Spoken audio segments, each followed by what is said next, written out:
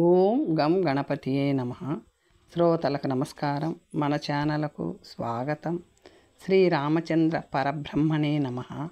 పోతన భాగవతం సరళ గద్యానువాద సహితం మొదటి స్కందం. శ్రీ కైవల్య పదంబున్ చేరుటకునై చింతించెదన్ లోకరక్షైకారంభకున్ భక్త పాలన కళా సంరంభకున్ దానవోద్రేక స్తంభకున్ గేలి లోల విలస దృగ్జాల సంభూత నానా కంజాత భవాండ కుంభకు మహానందాంగనా డింబకున్. భాగవతానికే కాదు, తెలుగు సాహిత్య సరస్వతికే మకుటాయమానమైన పద్యమిది. ఇష్టదేవతాస్తుతి వస్తు నిర్దేశం కల ఈ మనోజ్ఞ వృత్తం మహాభాగవతంలోని ఇతివృత్తానికి అంతా అర్థం పడుతుంది. ఈ పద్యంలో 6 దళాలు ఉన్నాయి. 1 శ్రీ కైవల్య పదంబు చేరుటకునై చింతించదన్, 2 లోక రక్షైక ఆరంభకున్, 3 భక్త పాలన కళా సంరంభకున్, 4 దానవోద్రేక స్తంభకున్, 5 కేళీలోల విలస దృగ్జాల సంభూత నానా కంజాత భవాండ కుంభకున్, 6 మహానందాంగనా డింబకున్ అనేవి భగవంతుని ప్రధాన గుణాలైన సర్వేశ్వరత్వం, ధర్మ సంస్థాపకత్వం, శిష్టరక్షణ పరాయణత్వం, దుష్ట శిక్షణ క్షణత్వం, విశ్వకర్తృత్వం, ఆనందమయత్వం అనేవి 6 క్రమంగా పై 6 దళాలలోనూ ప్రస్ఫురిస్తున్నాయి. ఇక శ్రీ కైవల్య పదంబు చేరుటకునై చింతించదన్ అన్న ప్రథమ దళంలో మోక్షం కోసం ఉత్కంఠితుడైన పరీక్షత్ వృత్తాంతంతో పాటు మొత్తం భాగవతమే ధ్వనిస్తున్నది. అలాగే ప్రథమ స్కందంలోని నారదుడు, భీష్ముడు, కుంతీదేవి మొదలైన వారి కథలు, తృతీయ స్కందంలోని దేవహూతి వృత్తాంతము, చతుర్థ స్కందంలోని ధ్రువ చరిత్ర స్ఫురిస్తూ భగవంతుని సర్వేశ్వరత్వాన్ని నిరూపిస్తున్నాయి. ఎందుకంటే కైవల్యాన్ని అనుగ్రహించే అధికారం సర్వేశ్వరునికి మాత్రమే ఉంటుంది. లోకరక్షైకారంభకున్ అన్న ద్వితీయ దళం వల్ల హిరణ్యకశుపుల కంసకాల యవనాదులను తృతీయ సప్తమ దశమ స్కందాలు సంహరించి వారి అత్యాచారాల వల్ల అస్తవ్యస్తమైన లోకాన్ని ఉద్ధరించిన భగవంతుని ధర్మ సంస్థాపకత్వం స్థాపించబడింది. భక్తుల పాలిట భక్తులను పాలించటం ఒక కళ. ఎప్పుడెప్పుడు ఆర్తులను ఆదుకుందామా అని అనుక్షణము తహతహలాడుతుంటాడు స్వామి. భక్త పాలన కళా సంరంభకున్ అనే తృతీయ దళం వల్ల గజేంద్రుని కాపాడటానికి మహావిష్ణువు వైకుంఠం నుంచి పరిగెత్తుకు వచ్చి వృత్తాంతం అష్టమ స్కందం ధ్వనిస్తుంది. భగవంతుని శిష్టరక్షణ పరాయణత్వాన్ని చాటుచున్నది. దానవోద్రేక స్తంభకున్ అన్న చతుర్థ దళం వల్ల అష్టమ స్కందంలోని వామనావతారం వ్యజ్యకమైంది. పై మన్వంతరంలో ఇంద్రుడు కావలసిన బలి వరబలంతో ముందుగానే స్వర్గాన్ని ఆక్రమించి ఇంద్రపదం కాంక్షించాడు. ఆ దానవేంద్రుని ఉద్రేకానికి పగ్గాలు పట్టి స్తంభింపచేయటం కోసం దుష్ట శిక్షణాచనుడైన స్వామి వామనుడైనాడు. కేళిలోన కుంభకున్ అనే పంచమ దళం వల్ల భగవంతుని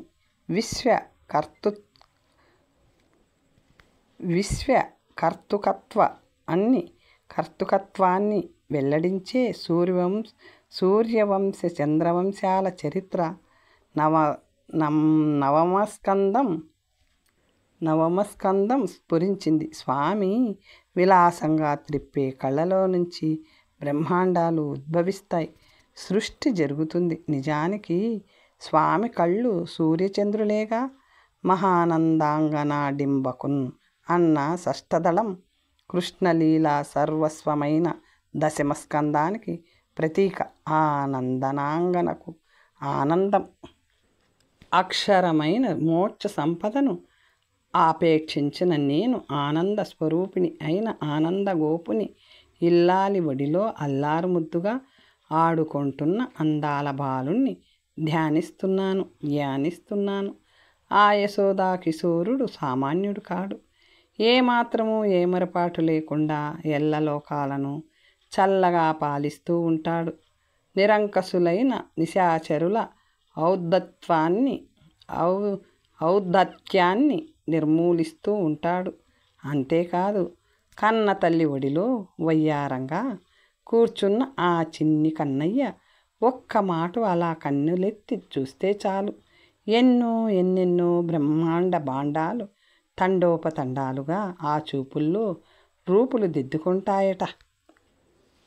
వాలిన భక్తి మృక్కెద నవారిత తాండవ కేలికిన్ దయాశాలికి శూలికిన్ శిఖరిజ ముఖ పద్మ మయూక మాలికిన్ బాల శశాంక మౌలికిన్ గపాలికి మన్మద గర్వ పర్వతో మూలికి నారదాది ముని ముఖ్య మనస్ రసీరుహాలికిన్ కరాన ముమ్మొనవాలు ఉరాన పునకల పేరు శిరాన నెలవంక ధరించి లీలాతాండవలోలుడైన పరమశివునికి శిరస్సు వంచి భక్తి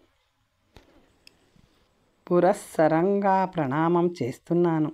కరుణాసాగరుడైన ఆ హరుడు కందర్ప దర్పహరుడు పర్వతరాజపుత్రి ముఖపద్మాన్ని ప్రఫుల్లం గావించే ప్రభాకరుడు నారదుడు మొదలైన మౌని సత్తముల చిత్తములని నెత్తిమ్మి విరులలో విహరించే మత్త మధుకరుడు చరాచర ప్రపంచాన్నంతా చక్కగా సృష్టింప నేర్చినవాడు సరస్వతీదేవి స్వాంతనానికి సంతోషం చేకూర్చినవాడు వేదాలన్నిటినీ సమర్థంగా సమకూర్చినవాడు నాయకుడై బృందాన్ని దిద్ది తీర్చినవాడు భక్తుల పాపాలను పోకార్చిన వాడు దీనజనులను ఓదార్చినవాడు తపోధనులందరికీ శుభాలు వనకూర్చినవాడు అయిన మహానుభావుణ్ణి బ్రహ్మదేవుణ్ణి నేను శ్రద్ధాభక్తులతో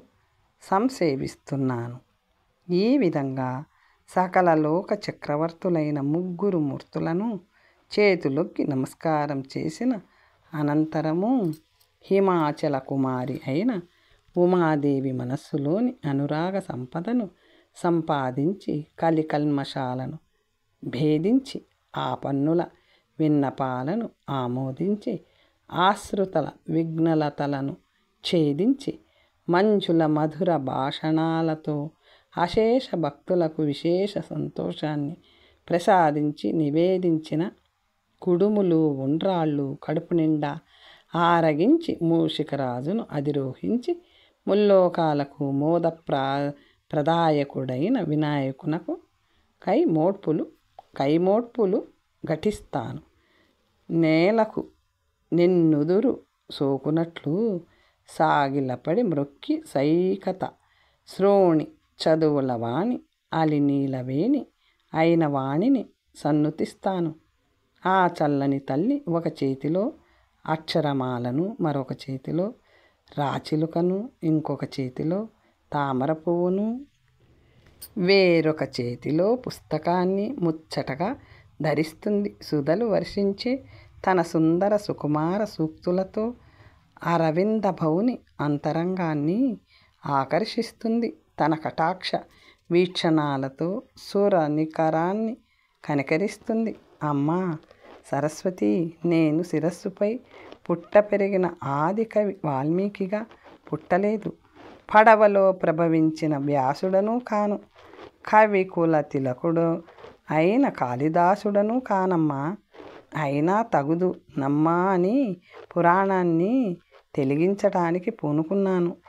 ఏం చెయ్యాలో ఏమి తోచటం లేదు. ఇటువంటి సమయంలో ఎటువంటి మార్గం అవసరమో అది నీవే నాకు అనుగ్రహించి నా చెయ్యి పట్టుకొని నడిపించు. ముమ్మాటికి నిన్నే నమ్ముకున్నాను తల్లి. నీవే నాకు ఆధారం. నాకు తెలుసు తల్లి, నీ కరుణ అపార పారావారమని. తల్లి భారతి, తెల్లని కాంతులు వెల్లివిరిసే శరన్మేఘ కందంబుము, శారద చంద్రబింబము, పచ్చ కర్పూరము, పటీరము, రాజహంసలు, జాజి చెండ్లు, నిహారము, ఢింఢీరము, వెండికొండ, రెల్లుపూలు, ఆదిశేషుడు, మల్లెలు, మందారాలు, పాలసముద్రము, పూచిన పుండరీకాలు, ఆకాశగంగ, ఇవన్నీ నీ శుభాకారానికి ఉజ్వలమైన ఉపమానాలు. అటువంటి స్వచ్ఛ ధవళ సుందరమూర్తి వైన నిన్ను కనులారా మనసుదీరా ఎన్నడు దర్శింపగలుగుతానో కదా. అమ్మా భారతీదేవి, వికాస ప్రకాశాలకు ప్రతీకగా విచ్చుతూ ఉన్న కమలాన్ని కరకమలంలో ధరించిన దానవై, శరశ్చంద్ర చంద్రికాను రూపమైన స్వరూపముతో అలంకరించుకున్న ఆభరణాల మణిదీప్తులు దిగ్దిగంతాలను వెలిగింపగా, పవిత్ర వేద సూక్తులు నీ ప్రభావాన్ని వెల్లడింపగా, భక్త కవుల భావాంబర వీధులలో స్వేచ్ఛగా విహరించే బంగారు తల్లి, నీ కృపారసపు జల్లులు నా మీద చల్లి నన్ను కృతార్థుని కావించు. ఆమె అమ్మలందరికీ అమ్మ, ముల్లోకాలకు మూలమైన అమ్మలగన్న ఎమ్మ, ముగురమ్మల మూల పుటమ్మ, చాలా పెద్దమ్మ, సురారులమ్మ, కడుపారడి పుచ్చిన ఎమ్మ, ధన్నులో నమ్మిన వేల్పుటలమ్మ, వేల్పుటల అమ్మల మనంబుల నుండెడి అమ్మ, దుర్గమాయమ్మ, కృపాబ్ది ఇచ్చుత మహత్వ కవిత్వ పటుత్వ సంపదల్. ఆమె అమ్మలందరికీ అమ్మ, ముల్లోకాలకు మూలమైన ముగురమ్మలకు మూలమైన అమ్మ. అధరమ్ముల కన్నా అధికురాలే అందరమ్మల కన్నా అధికురాలైన అమ్మ, మృక్కుడులైన రక్కసి మూకలను గ్రుక్కడిగించిన అమ్మ, నమ్ముకొన్న వేల్పుటలమ్మల నిండు గుండెలలో నివసించే అమ్మ, దయోపయోనిధి అయిన మాయమ్మ, దుర్గ భవాని మహత్వ కవిత్వ పటుత్వ సంపదలను నాకు ప్రసాదించాలి. శ్రీదేవి దేవాది దేవుడైన వాసుదేవునకు పట్టపు దేవి, పుణ్యాల దీవి, సిరి సంపదల పెన్నిది, రేరాజుకు గారాబు చెల్లెలు, వాణితో శర్వాణితో కూడి క్రీడించే పూబోణి, అరవింద మందిర అయిన జవరాలు, అఖిల లోకాలకు ఆరాధ్యురాలైన ఇల్లాలు, కాంతులీని ఒక్క కటాక్ష వీక్షణముతో భక్తుల దారిద్ర్యాన్ని పటాపంచలు కావించే బంగారు తల్లి శ్రీ మహాలక్ష్మి, మాకు నిత్య కళ్యాణాలు అనుగ్రహించాలి. ఈ విధంగా ఇష్టదేవతలందరినీ స్మరిస్తున్నాను. సూర్యభగవానుని, కుమారస్వామిని భావిస్తున్నాను. మొదట కవితా సరస్వతి విలాస విన్యాసాలను వెలియింపచేసిన వాల్మీకుల వారికి వందనం చేస్తున్నాను. చిక్కుపడిన వేద సమూహాన్ని మొక్కపోని ఓర్పుతో నేర్పుతో చక్కదిద్దిన వ్యాసుల వారికి దోసిలొగ్గుతున్నాను. శ్రీ మహాభాగవత కథ అనే సుధారసాన్ని పంచిపెట్టిన సుఖయోగికి తలవంచి నమస్కరిస్తున్నాను.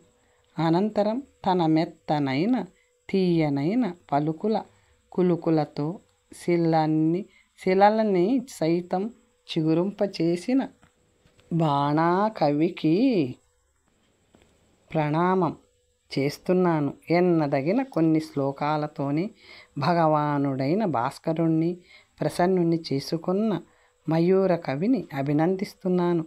మహాకావ్యాలను నిర్మించే కళలలో ఆరితేరిన కాళిదాస కవి చంద్రుణ్ణి కైవారం చేస్తున్నాను. కవుల హృదయ కమలాలను వికసింపచేయటంలో రవి వంటి వాడైన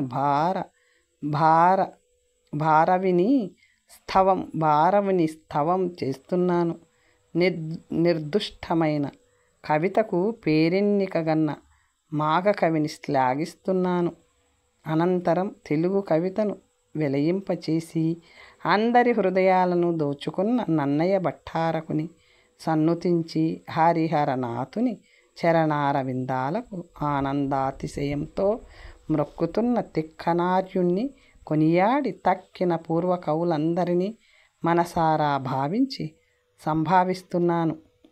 ఈనాటి కవులందరినీ అభినందించి ముందు రాబోయే కవులందరికీ శుభం పలికి ఉభయ భాషల్లో గద్య పద్యాత్మకాలైన కావ్యాలు రచించే నైపుణ్యం అలవర్చుకున్నాను. కృతిపతి నిర్ణయం. విశ్వశ్రేయస్సును దృష్టిలో పెట్టుకొని విరచించిన భాగవతాన్ని భగవంతునికి తప్ప ఈ చిల్లర మల్లర ప్రభువులకు అంకితమివ్వటానికి నా అంతరంగం అంగీకరించటం లేదు. ఎందుకంటే ఈ రాజులిచ్చే అగ్రహారాలు, హారాలు, వస్తువాహనాలు పుచ్చుకొని ఆ మైకంలో మైమరిచి ఈ లోకంలో సుఖం అనుభవించిన ఆ లోకంలో అడుగుపెట్టిన పిమ్మట పూర్వం చేసిన తప్పిదాలకు యమధర్మరాజు చేతిలో సమ్మెట పోట్లు తప్పవు. అందుకే ఈ భమ్మెరపోతరాజు చక్కగా ఆలోచించి ఈ భాగవత మహాగ్రంథాన్ని భగవంతుడైన శ్రీహరికే సమర్పించటానికి నిశ్చయించుకున్నాడు. ఈ జగత్తులో జన్మించిన ప్రతి ఒక్కడు చేతులారా శివుని పూజించి నోరారా కేశవుని కీర్తించి సత్యము, కరుణ మొదలైన సద్గుణాలను అలవర్చుకోవాలి. అలా చెయ్యని నిర్భాగ్యుడు ఈ లోకంలో పుట్టడం దేనికి? తల్లి కడుపు చెడగొట్టడం దేనికి? నేను ఎన్నెన్నో జన్మలెత్తి ఉంటాను. వేల కొలది జన్మల్లో కూడబెట్టుకున్న నా తపస్సు పండింది. నా హృదయంలో శ్రీమన్నారాయణ దేవుని పుణ్యకథలను ప్రస్తరించి రచించాలనే కుతూహలం నిండింది. అది ఒక పూర్ణిమ రాత్రి. నిండు జాబిల్లి పండు వెన్నెలలు కురుస్తున్నాడు. ఆనాడు చంద్రగ్రహణం. పెద్దల అనుజ్ఞ పొందాను. ఆకాశాన్నంటే ఉత్తుంగ తరంగాలతో పొంగి ప్రవహించే గౌతమి గంగకు వెళ్ళాను. అక్కడ నదిలో స్నానం చేశాను. వెలుపలికి వచ్చి ఒక ఎత్తైన తెల్లని ఇసుక తిన్నె మీద పరమశివుణ్ణి ధ్యానిస్తూ అర్ధ నిమిలిత నేత్రాలతో కూర్చున్నాను. ఆ సమయంలో ఒక రాజశ్రేష్ఠుడు నా కన్నుల ముందు సాక్షాత్కరించాడు. మేఘం ప్రక్కన మెరుపులాగా ఆయన చెంగట ఒక అంగన ఉన్నది. చంద్రమండలంలో నుంచి అమృతంలాగా ఆయన ముఖంలో మందహాసం చిందుతూ ఉంది. తమలా వృక్షాన్ని చుట్టుకున్న తీగలాగా ఆయన భుజాగ్రాన ధనస్సు వ్రేలాడుతున్నది.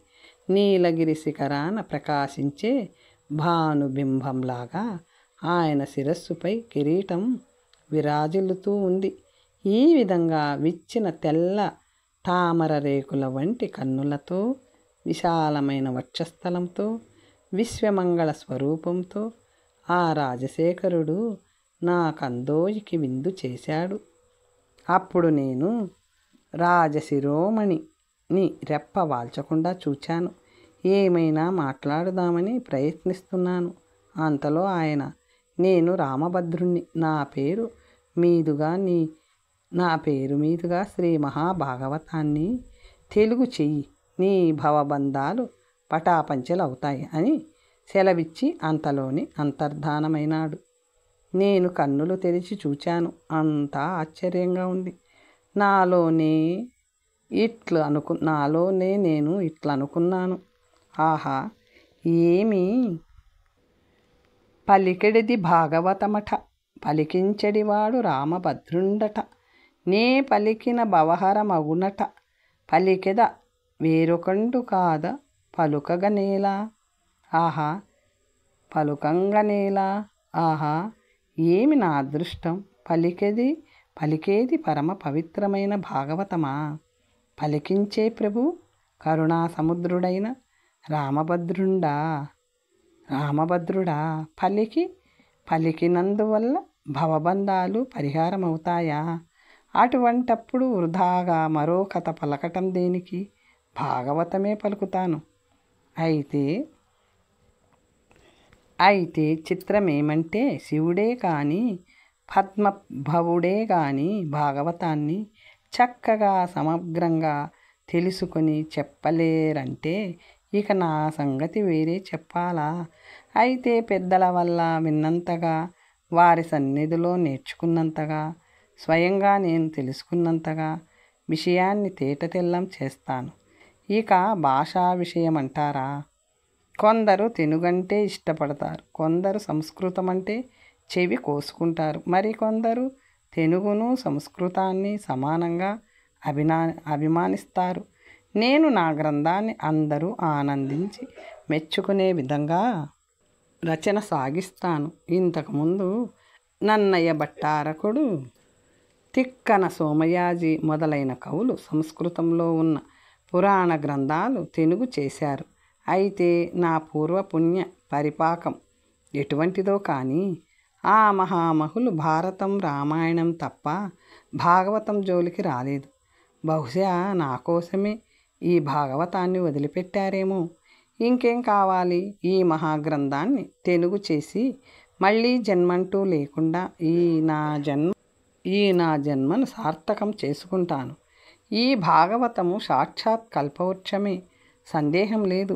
ఏమంటే లలితములైన స్కందములు కలది భాగవతం, సుందరమైన బోధె కలది కల్పవృక్షం, కృష్ణుడే మూలాధారంగా కలది భాగవతం, నల్లని వేళ్ళు కలది కల్పవృక్షం, సుఖమహర్షి ఆలాపాలతో మనోహరమైనది భాగవతం, చిలుక పలుకులతో రమణీయమైనది కల్పవృక్షం, సౌందర్యంతో సంశోభితమైనది భాగవతం, సుందరమైన లతలతో శోభిల్లేది కల్పవృక్షం, చదువుకున్న సహృదయులకు చక్కగా తెలుసుకోదగింది భాగవతం, మంచి రంగుగల పువ్వులతో గ్రహింపదగింది కల్పవృక్షం, సుందరము ఉజ్వలము అయిన ఇతివృత్తం గలది భాగవతం, సుందరము ఉజ్వలము అయిన గుండ్రని ఆకారం కలది కల్పవృక్షం, కైవల్య రూపమైన గొప్ప ప్రయోజనంతో కూడింది భాగవతం, పెద్ద పెద్ద పండ్లతో కూడింది కల్పవృక్షం, పవిత్రుడైన వ్యాసుల వారి ఆధారంగా కలది భాగవతం, స్వచ్ఛమైన వ్యాసంతో కూడిన పాదుకలది కల్పవృక్షం, ఉత్తములైన ద్విజులకు శ్రేయోదాయకమైనది భాగవతం, సుకపిక శారికాది పక్షులకు శ్రేయస్కరమైనది కల్పవృక్షం. అయితే ఆ కల్పవృక్షం స్వర్గలోకంలో ఉంటుంది. భాగవతం అనే కల్పవృక్షం ఈ భూలోకంలోనే విరాజిల్లటం విశేషం. ఈ ప్రకారంగా ప్రకాశమానమైన భాగవత మహాపురాణమనే పారిజాత మహీజాన్ని సమాశ్రయించటం మూలాన శ్రీహరి విశేషంగా అనుగ్రహించటం మూలాన నా జన్మ చరితార్థమైనదన్న సంగతి చక్కగా అర్థం చేసుకున్న నేను ఆ నదీ ప్రదేశం నుంచి కదలి కొన్నాళ్లకు ఏకశిలా నగరానికి తిరిగి వచ్చాను. అక్కడ గురువులు, వృద్ధులు, పండితులు, బంధువులు మొదలైన పెద్దల అనుజ్ఞ అందుకున్నాను. భాగవత గ్రంథకర్త వంశవర్ణనము అంటే పోతన గారి వంశవర్ణనము తెలుసుకుందాం. ఇక మా వంశాన్ని అభివర్ణిస్తున్నాను. మాది కౌండిన్యస గోత్రం.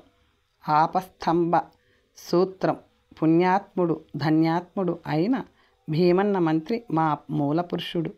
ఆయన కుమారుడు అన్నయ్య, ఆయన అర్ధాంగి గౌరమ్మ. ఆ దంపతులకు సూర్యుని వరప్రసాదం వల్ల సోమన్న జన్మించాడు.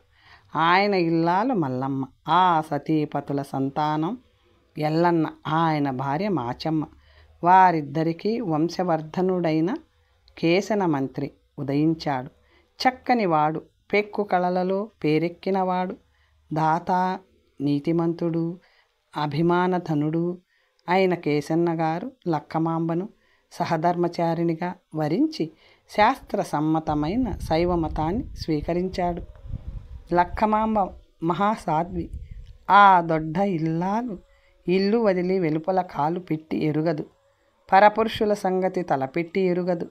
పెనిమిటి మాట జవదాటి ఎరుగదు. ఆమె దాన ధర్మాలకు దయాదాక్షిణ్యాలకు పెట్టింది పేరు. పెద్దల మన్నల్ని పెద్దగా అందుకున్న ముద్దరాలు. ఆ చల్లని తల్లి బీద సాదలను ఆదరించి వారి కష్టాలు పోగొట్టేది. ఔదార్యానికి, బుద్ధి చాతుర్యానికి, సౌందర్యానికి, గాంభీర్యానికి ఆమె ఆస్థానం.